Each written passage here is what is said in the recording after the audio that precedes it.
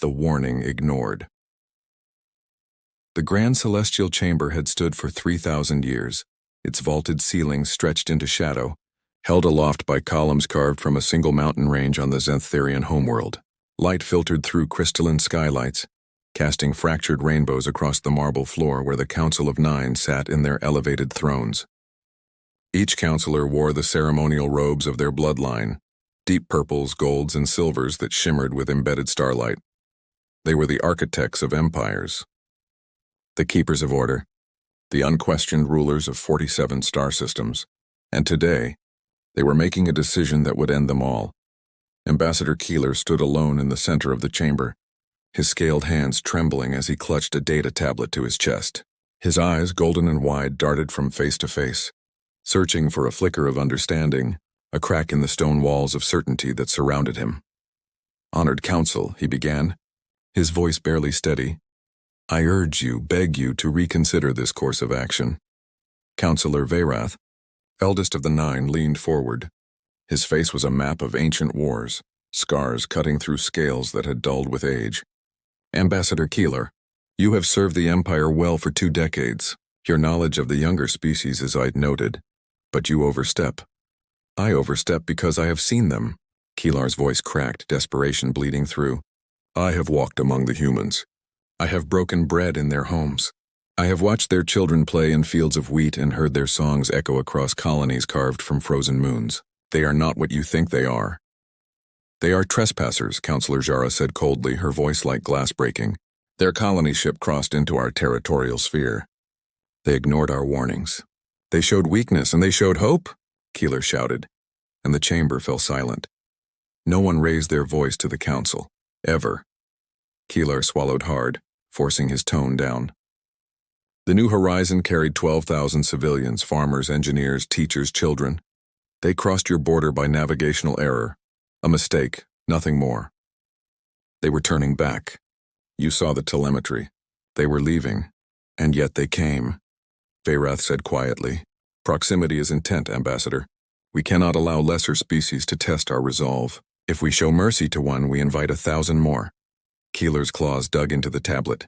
"You don't understand what they become when they grieve. When they hate." Councillor Wren, youngest of the nine, laughed, a sharp, dismissive sound. "We have studied their military capacity, Keeler. Their fleets are scattered. Their alliance is fragile. They fight among themselves more than they fight us. They are children playing with fire." "They are survivors," Keeler said, his voice dropping to a whisper. "And you are about to teach them to survive you." Silence. Veyrath raised one clawed hand. "The vote has been called. We have heard your counsel, Ambassador. It is noted and dismissed. All in favor of the cleansing protocol?" 8 hands rose. Keeler stood frozen, staring at the raised hands as if they were blades pointed at his chest. "Motion carried," Veyrath declared. "The human vessel New Horizon will be destroyed. Let it serve as a lesson to all who would test the boundaries of the Zenththerian Empire." Keeler's voice came out hollow. "Then you have doomed us all." 3 hours later, the New Horizon drifted in the black, engines cooling as it prepared for the jump back to human space. Inside, families gathered in the observation decks, children pressed against the glass, watching distant stars blink like promises of home. Captain Elena Vasquez sat in the command chair, exhausted but relieved. "Helm, plot the course back to Proxima Station. Let's get these people home." "Aye, Captain." Course plotted. "Jump in T-minus," the sensor alarm screamed. "Contact. Multiple ships dropping out of FTL bearing 270. Elena's heart dropped. "Shields up." Evasive. The first plasma lance tore through the starboard hull. The second vaporized the engine core. The third ignited the life support decks. In the final seconds, as the ship began to break apart, Elena slammed her fist on the emergency beacon. Her voice was steady, even as the walls melted around her. "This is Captain Elena Vasquez of the New Horizon. We are under attack by Zenththerian forces. 12,000 civilians aboard. No provocation. No warning. If anyone hears this, tell Earth. Tell them we..." The transmission cut. The New Horizon became a cloud of debris, glittering like broken glass in the void. 4 days later, Geneva, Earth. The Emergency Defense Council convened in a room with no windows. The recording played on loop. Elena's voice. the screams in the background, the sudden terrible silence. Admiral James Thorne sat at the head of the table, his hands folded, his face carved from stone. He was 63 years old. He had fought in the Martian Rebellion, the Titan blockade, and the Outer Rim conflicts. He had seen war in all its forms, but this was different. How many? He asked quietly. 12,643 confirmed aboard, the intelligence officer replied. No survivors. The debris field has been catalogued, Thorne nodded slowly. And the Xantharians? They've issued a formal statement claiming territorial defense. They consider the matter closed. The room was silent. Thorne stood. His voice was low, measured, and cold as the void. Get me every fleet commander, every nation, every ship that can fire a gun. Cancel all shore leave. Recall every soldier, every pilot, every engineer. Sir, we are not negotiating, Thorne said, his eyes burning. We are not warning. We are not asking permission. He leaned forward, hands on the table. We are going to show the galaxy what happens when you kill our children. The gathering storm. The message went out on every frequency humanity possessed.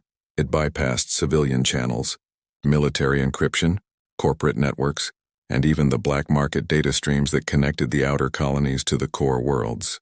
Within 6 hours, every human being with access to a screen had seen it. Admiral James Thorne's face filled billions of displays. His uniform was pristine, his expression unreadable. Behind him stood the flags of every Earth nation, unified for the first time in 2 centuries. He spoke for exactly 90 seconds. People of Earth. People of Mars. Luna, Titan, and the 1,000 colonies beyond. By now you have heard what happened to the New Horizon. You have heard the names. You have seen the faces. 12,643 souls, our brothers, our sisters, our children, were murdered without provocation, without mercy, without warning. He paused. The silence was heavier than words. The Xantharian Empire believes this matter is closed. They believe we will mourn, protest, and move on. They believe we are weak, divided, incapable of unified action. His eyes hardened. They are wrong. The broadcast ended. No call to arms, no dramatic speeches, no promises of glory, just a statement of fact. And the galaxy trembled. Lunar Command, Tycho Crater. Base General Amara Okonkwo stood in the war room, watching the holographic display light up like a constellation being born. Every ship, every fleet, every defense station from Mercury to the Kuiper Belt was reporting in. The Valiant, the Indomitable, the Remembrance, dreadnoughts, carriers, destroyers, frigates, vessels that had been scattered across 100 systems were converging on Sol like iron filings drawn to a magnet. General, her aide said quietly, the European coalition is moving the entire Third Fleet out of dry dock. The Pan-Asian Alliance is recalling all deep space patrols. The African Union just activated their reserve armada. Amara nodded slowly. And the colonies? Proxima, Tau Ceti, Epsilon Eridani. Every independent colony with a ship capable of mounting a railgun is volunteering. They're calling it the Exodus Fleet, she exhaled. How many ships total? The aide hesitated. At current count, 4,217, and rising. Amara closed her eyes. In her 40 years of service, she had never seen humanity do this. Not during the resource wars, not during the secession crisis, not even when the AI crisis nearly tore civilization apart. But this was different. This was personal. Tell them all, she said quietly, that Admiral Thorne will address the fleet commanders in 12 hours, and tell them we remember. Mars, Olympus, Mons shipyards, the shipyards never slept. But tonight they roared. Sparks cascaded from welding torches as crews worked triple shifts, retrofitting civilian vessels with military-grade shielding. Cargo haulers became troop transports. Mining ships became missile platforms. Even the ancient colony arcs, relics from humanity's first desperate push into the stars, were being pulled from museums and refitted with modern drives. Kai Chen stood on the observation deck, watching a frigate being pulled from mothballs. The ship was 70 years old, a veteran of the Martian Independence War. Its hull was scarred, patched, and worn, but it still flew. You really think this is going to work? His sister Lynn asked, standing beside him.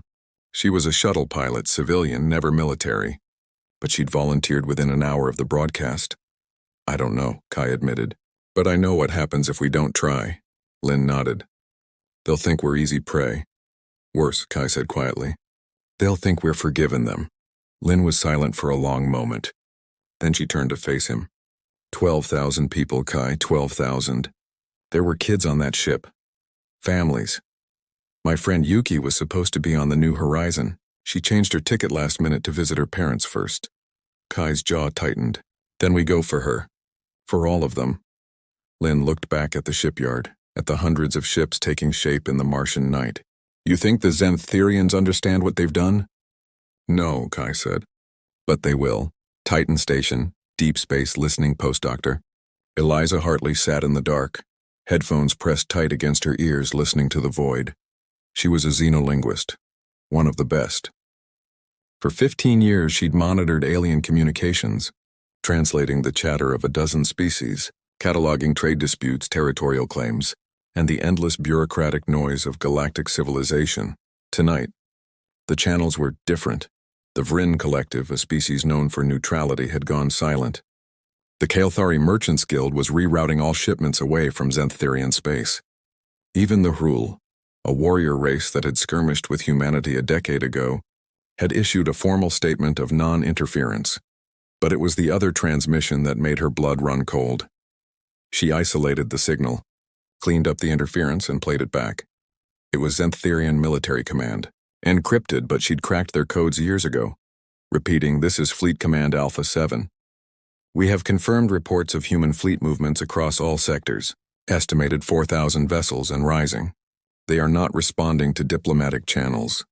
Recommend immediate defensive posture. Repeat, recommend... The transmission cut off. Eliza sat back, her hands shaking. 4,000 ships. She'd studied human history. She knew the numbers. Humanity had never fielded more than 800 ships in a single engagement, even during the worst of the civil wars. But now they were unleashing everything. She keyed her comm. Command, this is Hartley. You need to hear this. Earth, Geneva. United Defense Command Admiral Thorne stood alone in his office, staring at the wall. It was covered in photographs. Not of battles or ships or medals, just faces. 12,643 faces. The New Horizon passenger manifest had included photos for every person aboard. Engineers, teachers, farmers. A botanist who'd been trying to grow orchids in 0G. A 7-year-old girl who'd written a letter to her grandparents about how excited she was to see a new. Starthorn had printed them all. He would look at them every day until this was over. A knock at the... Chores come. Neral Okonkwo stepped inside. Admiral, the fleet commanders are assembled. They're waiting for you. Thorne didn't turn. How many ships now? 4,963. He nodded slowly. And the Xantherians? Their border fleets are mobilizing. They've recalled their expeditionary forces. Intelligence estimates they have maybe 1,500 combat-ready vessels. 3-to-1 odds, Thorne said quietly. In our favor, sir. Thorne finally turned. His face was carved from stone, but his eyes burned. Good. I want them to see it coming. I want them to know exactly what's about to hit them. He walked past Okonkwo toward the command center. Admiral, she called after him. What are you going to tell them? Thorne paused in the doorway. The truth, he said, that we are not going to war. Okonkwo frowned. Sir? Thorne's voice was cold as the void. We're going to an execution.